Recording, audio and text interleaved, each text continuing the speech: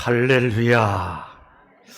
우리 찬양대가 마스크를 벗어버리고 하면 더 은혜로운 찬양이 나올 터인데 마스크 빨리 벗어버리고 찬양할 그날이 올 줄로 믿습니다. 예, 오늘은 맥주 감사절입니다. 우리 교회 4대 절기를 말한다면은 성탄절, 부활절, 추수감사절, 맥주절. 그런데 성탄절, 부활절, 추수감사절, 맥주감사절 공통점이 있습니다. 모두가 다 감사의 마음을 가지고 지키는 절기라 이 말입니다. 예를 들면은 사망권세 부셔버리고 우리를 구원의 역사를 이루시기 위해서 하늘 보좌를 버리시고 이 땅에 오신 아기 예수님, 이 땅에 오심을 진심으로 감사해서 성탄절 감사 예배를, 그리고 우리를 구원의 역사를 이루시기 위해서 십자가 지고 죽으셨다가 다시 살아나신 부활의 주님을 감사해서, 그리고 이제 가을 추수를 하고 난 후에 당연히 하나님 앞에 감사해야죠. 추수감사절. 또 여름 농사에서 모든 열매를 주신 하나님께 감사하는 마음에서 맥주감사절, 모든 절기가 감사절 절기다라고 표현할 수가 있지요. 그래서 우리 신자들이 이 감사절만 감사함이 아니라 성경은 말합니다. 따라하실까요? 항상 감사하라. 다시 항상 감사하라. 끊임없이 감사하라. 범사에 감사하라. 예, 하나님은 오늘만 감사가 아니라 항상 감사해야 한다. 끊임없이 감사해야 한다. 범사에 감사해야 한다. 왜? 우리는 엄청난 하나님의 은혜를 입고 살아가는 사람들이기 때문에 이 감사랑은 당연하지요. 마땅한 감사의 모습인 줄로 압니다. 그래서 저는요, 이제 신자는 신자로 돼 감사의 신앙을 가지고 항상 감사의 신앙으로 하나님을 섬기는 신자들인데, 그런 사람은 영적인 매력을 지니고 있는 사람이다라고 표현할 수가 있어요. 여러분 보시자고요. 우리 함께 신앙생활 하잖아요. 매사에 감사하면서 사는 신자들이 있어요. 멋있잖아요. 아름답잖아요. 아무리 좋은 의상을 입고 값비싼 화장품으로 화장을 화사하게 예쁘게 딸지라도 마음속에 감사의 마음이 없고 그 사람이 신앙의 감사의 모습이 없다면 아름답게 보여주지를 않아요. 멋있게 보여주지를 않아요. 그러니 외모는 다 갖추지 못했달지라도 항상 감사의 사람은 얼굴이 항상 밝아요. 그 입에서 나오는 소리가 항상 은혜로운 소리가 나와요. 그리고 감사의 신앙을 가지고 사는 사람을 또 어떻게 표현할 수 있는 거니?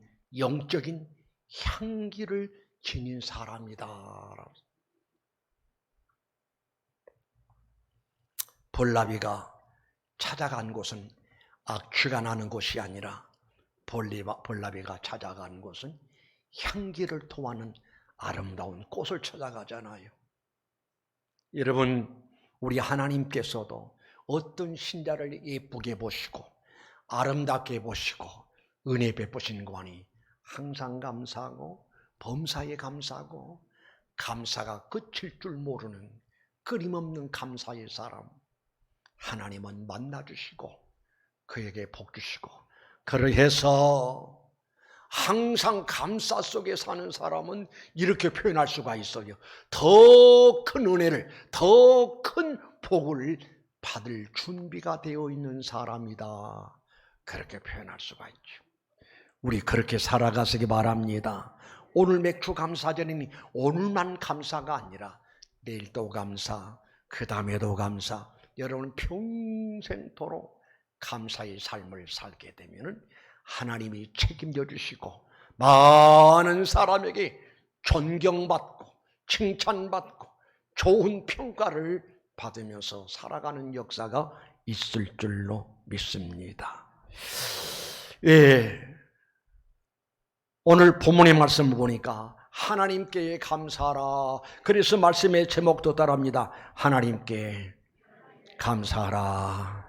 다시 하나님께 감사하라. 그러면은 만 가지가 다 하나님의 은혜이니 마땅히 하나님께 감사해야겠습니다마는 오늘은 특별히 맥주 감사절이니 무엇 때문에 감사해야 할 것이냐? 우리 성경을 읽습니다. 시편 136편 25절을 우리 함께 읽으실까요? 시작.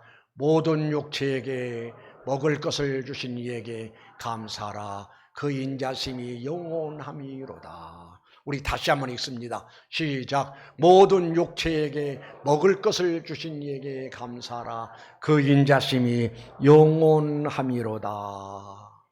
또 성경은 하나 더 있습니다. 창세기 1장 29절 한번 읽습니다.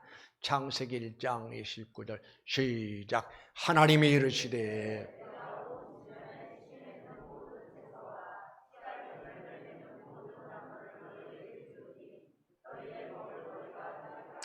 따라합시다. 너희의 먹을거리가 되리라.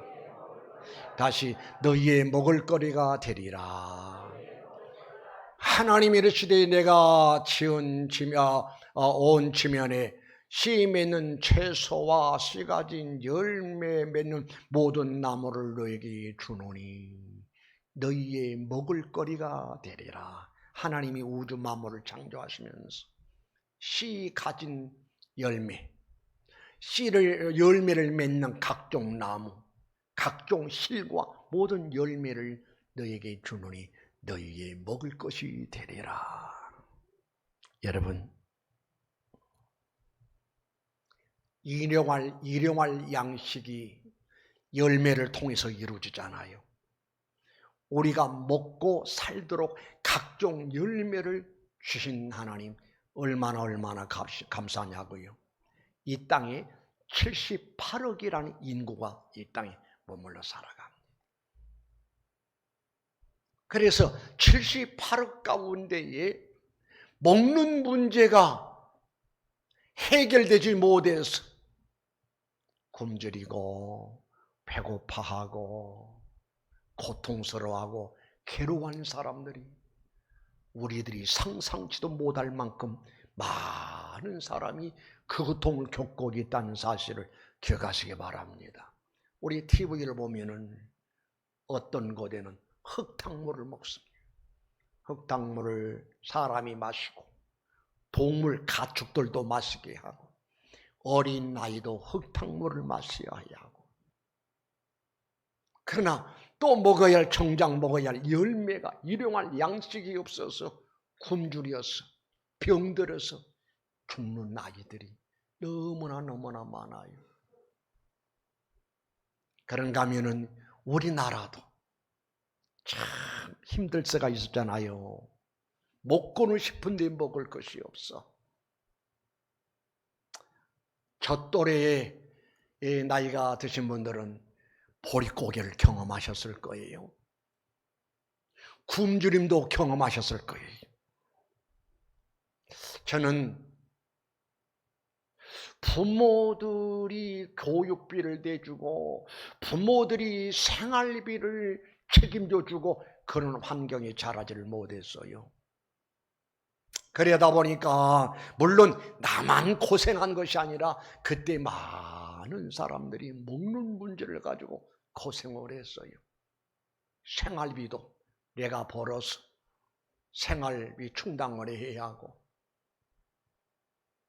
생각이 납니다. 한 번은 어느 매점을 지나가는데 쟁반 위에 아마도 늦은 가을이었던가 봐요. 쟁반 위에 찐빵이 기름이 모락 나고 그래가지고 그 위에 무슨 천으로 싹 덮어놨어요. 그때 생각이 잊어지지도 않아요. 호주머니 5원만 있으면은 저거 하나 먹을 수가 있는데 가다가 현기증이 나서 팍 쓰러졌습니다. 물론 지나가는 사람이 있으면 부축해 줬겠지요. 지나가는 사람도 없습니다. 한참 있다가 정신 차려서 일어나서 걷다가 나도 모르게 눈물이 피 돌아. 그래서 그대로 교회 성전을 찾아갑니다. 그때 내가 부르던 노래가 눈물 없이 못 가는 길, 피 없이 못 가는 길, 영문 밖의 좁은 길이 골고다의 길에 나이. 영생복락 얻으려면 이 길만은 걸어야 해. 배고파도 올라가고 죽더라도 올라가서 무릎 꿇고 주님 앞에 하염없이 눈물을 흘리며 기도했습니다. 한참 때인데 졸인 배를 붙들고 하나님 너무 어려워요. 너무 힘들어요. 주님 제자 베드로는 거꾸로도 갔사오니 고생이리안 못 가오며 죽음이리안 못 가오리. 통곡을 하면서 그 노래를 부르면서 찬송하고 기도했던 것이 생각이 납니다.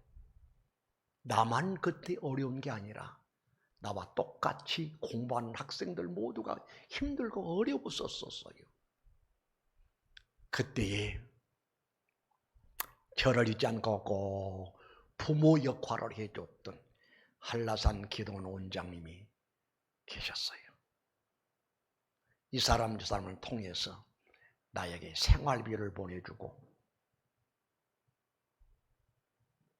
그 은혜가 잊을 수가 없어서 매년 음력 5월 5일이면 꼭 찾아가서 인사드리고 원장님 생신 축하해요. 지난날 은혜를 잊을 수가 없어요. 고마워요. 그리고 선물 가지고 와서 드리고 생일 축하해 드리는데 이제 그분마저 천국 가셔버리니까 그럴 수가 없어요. 그 가운데 오늘 장로님 한 분이 계셔요. 그분도 내가 지금 공부하는 입장에 있는데 생활이 어렵다는 사실을 아시고는 매달마다 생활비를 지원해 주셔요. 그 은혜를 한시라도 잊을 수가 없지요. 그분의 생일은 음력 6월 6일. 지금도 그날은 꼭 화분을 축하 화분을 보냅니다. 생신 축하합니다. 신용현 목사. 어제도 내일이 이제 6월 6일인데 어제도 보내드렸어요. 잊을 수가 없어요. 그런 때가 있었다 이 말입니다. 너무나 배고픈 시절. 그러나 우리 하나님은 우리 민족에게 보릿고개가 언제인지 젊은 사람들에게 어렸을 때 어른들이 그렇게 배고팠다라고 이야기하면 라면을 끓이면 먹으면 됐지 왜 굶습니까? 이해가 안 간다는 거예요. 이해할 수 없을 만큼 우리는 좀 널널하고 포효하고 풍족한 삶을 살게 되니 얼마나 감사한지. 여러분 다시 한번 우리 성경 읽습니다. 시편 136편 25절 시작.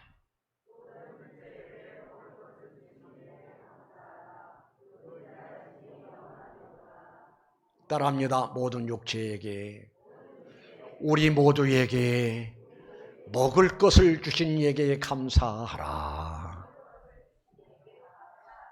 아멘이신가요? 참으로 우리는 감사하는 역사가 이루어져야 할 줄로 믿습니다. 여러분 집에 가서 한번 성경 찾아보시기 바랍니다. 열왕기상 6장 24절에 보면은 이스라엘 나라가 아람 나라에게 완전히 포위당했습니다. 그러니 식량을 구할 수가 없는, 얼마나 배가 아프고 배가 굶주렸더니 아마 정신이 나갔던가 봐요. 사람들이 하는 이야기가 오늘은 너희 자식 잡아먹고 내일은 내 자식 잡아먹자. 맨정신이 아니죠. 사람이 먹어야 할 것을 먹어야지 먹지 못하면 정신이 나가버린다 이 말입니다. 이상한 행동을 하게 돼요. 다시 한번 여러분에 당부합니다. 먹을 것을 주신, 일용할 양식을 주신, 모든 열매를 우리의 먹을 거리를 주신 하나님 앞에 진심으로 감사해야 할 일인 줄로 믿습니다. 또 맥주 감사절을 맞이하면서 우리가 기억할 것은 이 열매 하나하나는 반드시 심어야 이 열매를 얻을 수 있다라고 하는 원리를 발견할 수 있고 찾아볼 수가 있습니다. 갈라디아서 6장 7절 말씀 보니까요, 스스로 속이지 말라. 하나님은 업신여김을 받지 아니하나니. 따라합니다. 사람이 무엇으로 심든지 그대로 거두리라. 사람이 무엇으로 심든지 심는 대로 거둘 것을 말씀하셨고, 또 고린도후서 9장 6절에도 이런 말씀이 나와요.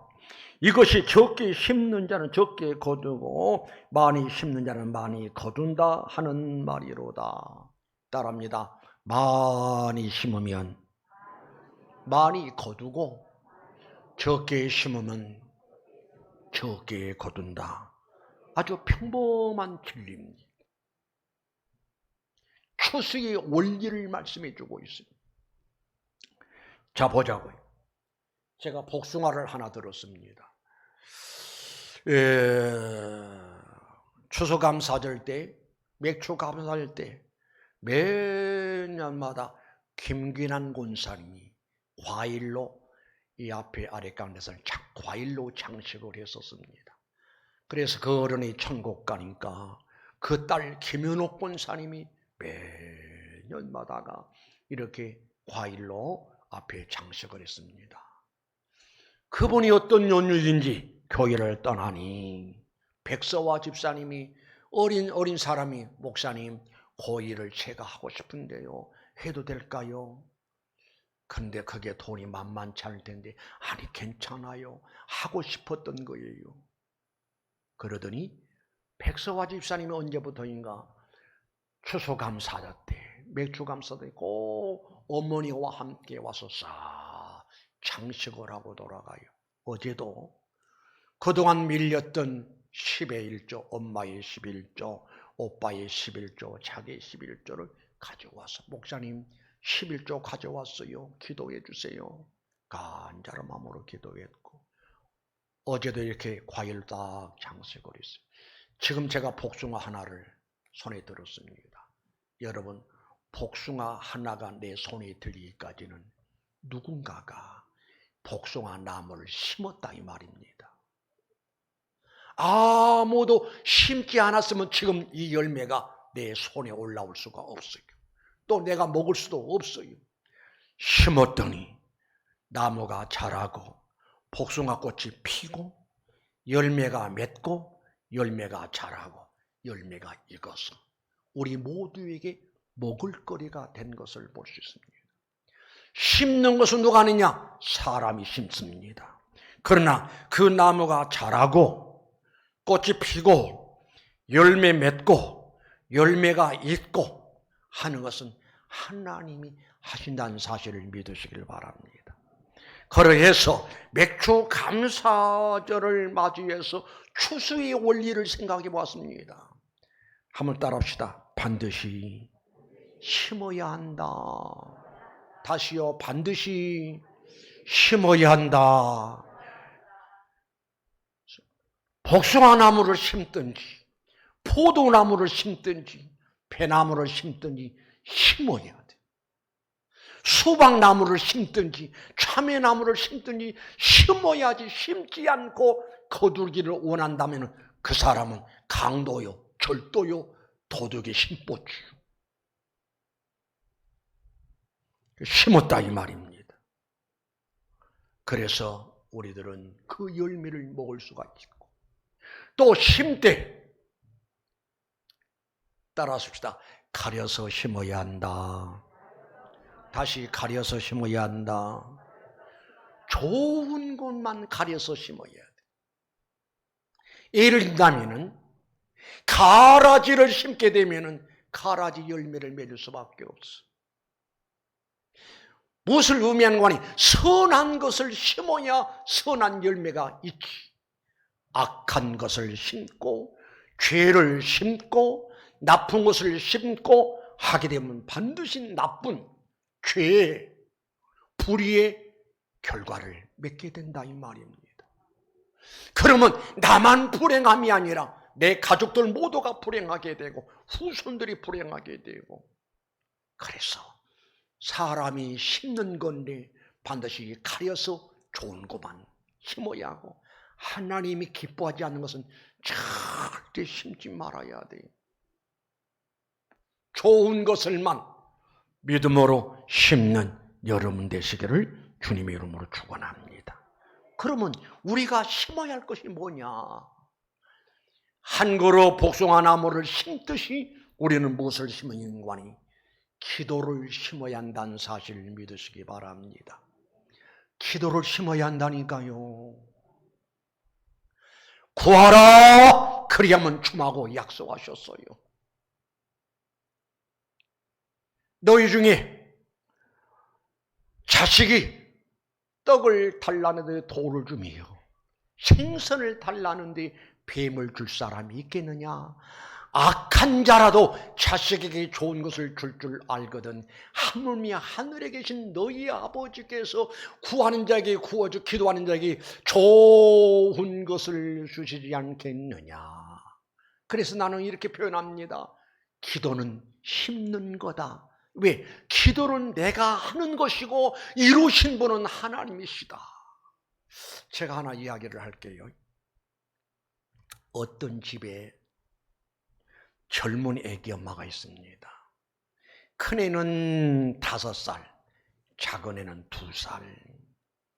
그런데 그 작은 애 2살 되던 해에 남편이 심장마비로 세상을 떠났어. 그래서 얼마나 슬프고 했어요. 얼마나 괴롭겠어요. 그런데 이 또 2살밖에 아기가 싫은 시부는 알아. 그래서 병원에 가서 종합침체를 했더니 이 아이도 심장병이에요.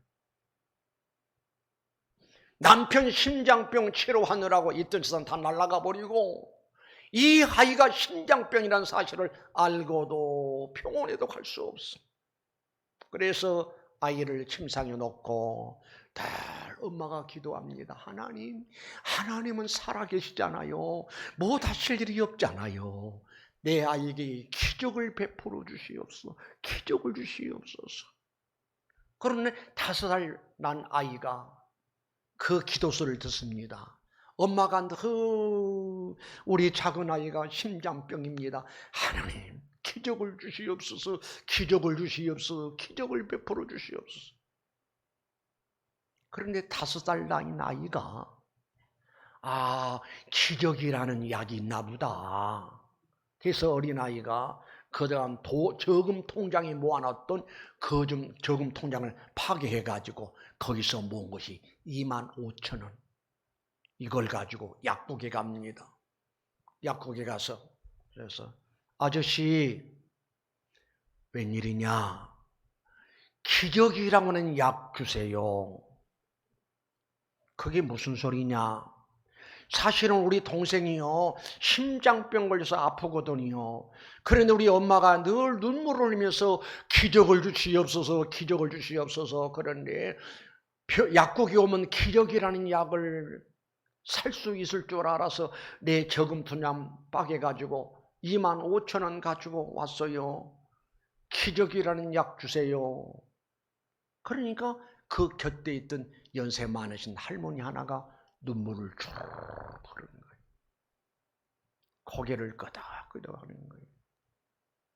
그래서 이 약사가 야, 기적이라고 하는 약은 없단다.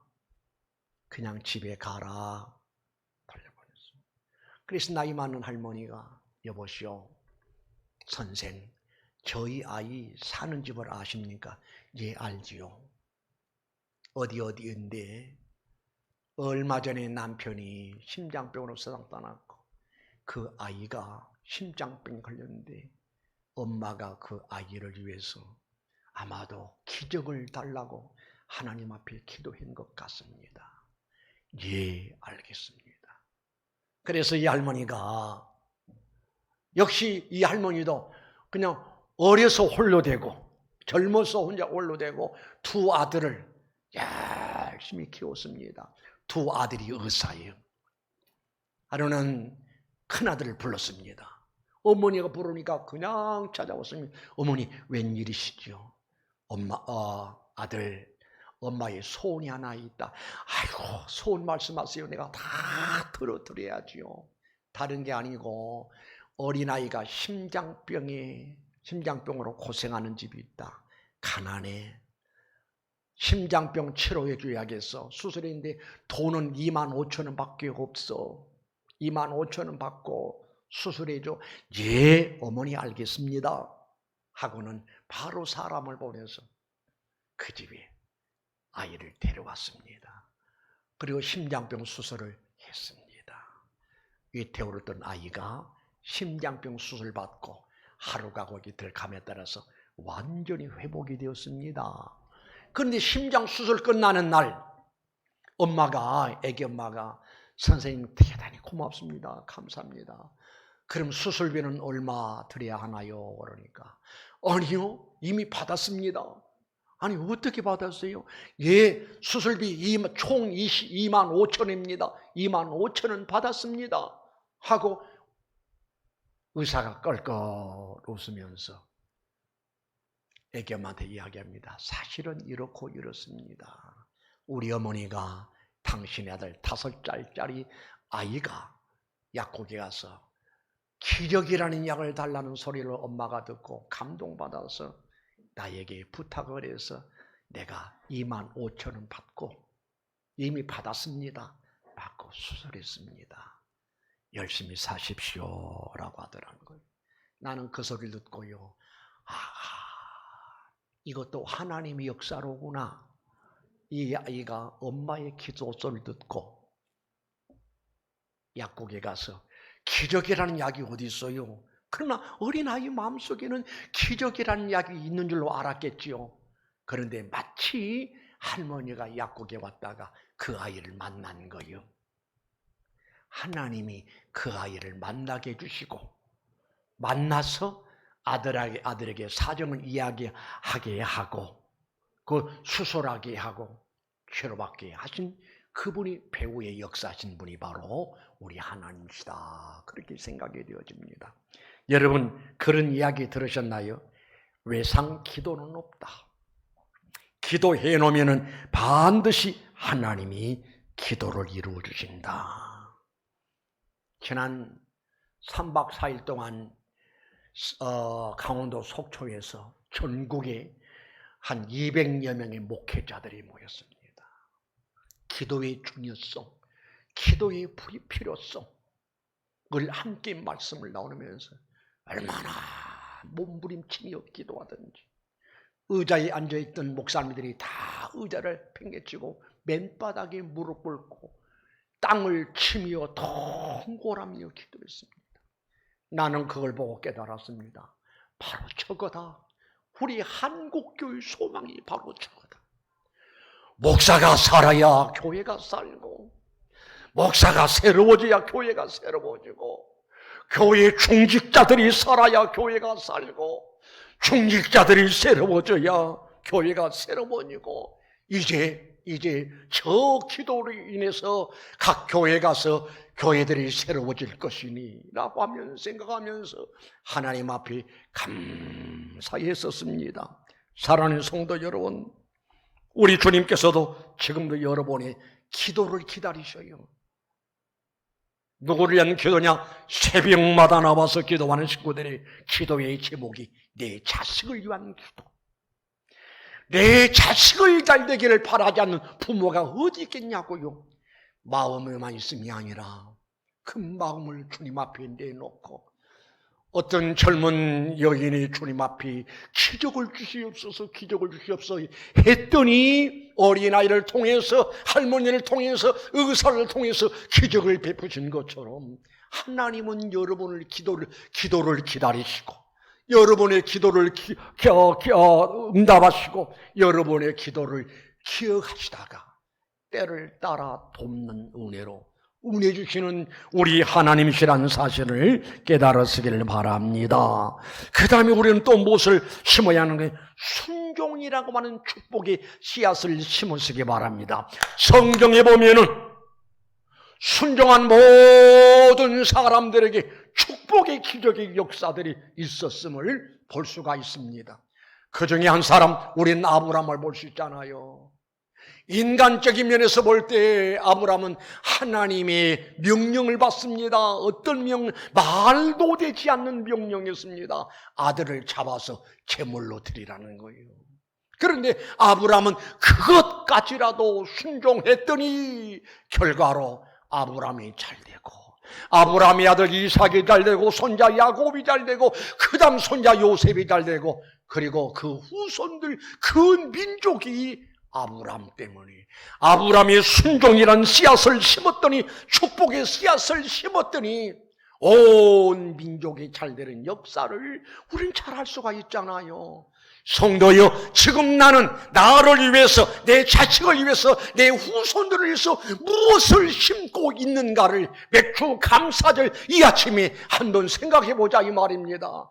심지도 않고서 열매를 거두기를 기대하면서, 이거는 추수 원리에 맞지가 않다니까요. 반드시 심어야 합니다. 심어야 거기서 싹이 나고 자라고 꽃 피고 열매를 맺고, 하나 심었더니 어떤 것은 30가지, 어떤 것은 60개를, 어떤 것은 하나 심었는데 100개를, 1000개를 열매를 얻을 수 있다라고 한다면, 그 역사를 누가 신고하니? 하나님 아버지가 신다니까요.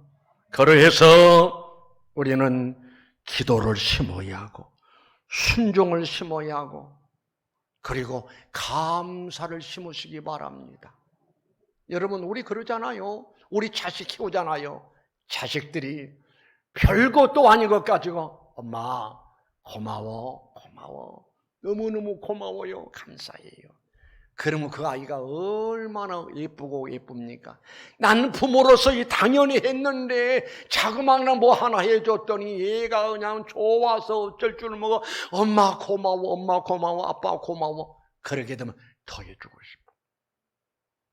여러분, 우리 생각해 보자고요. 하나님 앞에 얼마나 많은 것을, 귀한 것을 받고 누리며 사냐고요. 그러나 그걸 잃어버린다 이 말입니다. 그러면 안 되잖아요. 다시 한번 따라합시다. 항상 감사하고, 범사에 감사하고, 끊임없이 감사하고. 하나님이 말씀이 하나님. 어떤 사람이 이런 이야기를 합니다. 하나님 앞에 너무너무 감사해서 매 주일마다 감사의 예물 드리고, 뭐 10의 1조도 당연히 감사의 마음으로 11조를 하고, 하나님 앞에 늘 감사의 삶을 살았더니 아들이 대학교를 졸업을 하는데, 고등학교를 졸업을 하는데 대통령상을 받더래요, 미국에서. 그리고 아들이 대학을 가는데 명문대학에 합격을 했다는 거예요. 그런데 사립대학인데 학비가 1년에 약 9천만 원 정도 들어가야 한대. 그런데 하나님의 역사로 장학금을 받아서 9천만의 학비가 완전히 면제돼 버리고, 또 미국이라는 학교는 대학교랑 그렇다고 그러네요. 미국의 대학 학생들은 다 기숙사에 들어가는데 기숙사비도 완전히 면제돼 버리고 하나님이 책임져 주시더라는 거예요. 옳거니 감사자에게는 자꾸 감사거리를 그쪽으로 몰아가시오. 감사거리를 주시오. 감사의 신앙의 삶을 살도록 하시오. 하나님이 만나주시고 축복하신다는 사실을 믿으시기 바랍니다. 우리는 내 마음에 뭐가 안 된다 해서 불만 불평할 자격도 없어요. 불만 불평을 다 버리고 다시 한번 또 합니다. 항상 감사하고 범사에 감사하고 끊임없이 감사하고 그러면 하나님이 감동받으시오. 하나님이 기뻐하시오. 그리고 많은 사람에게 존경받아 인정받아 항상 감사 속에 사는 사람은 매력이 있다니까요. 멋있다니까요. 그 사람과 자주 만나고 싶다니까요. 차라도 함께 나누고 싶다니까요. 그 마음이 하나님 마음이고 우리 인생 그렇게 길지가 않아요. 짤막한 인생 살아가는데 멋있게 사십시다.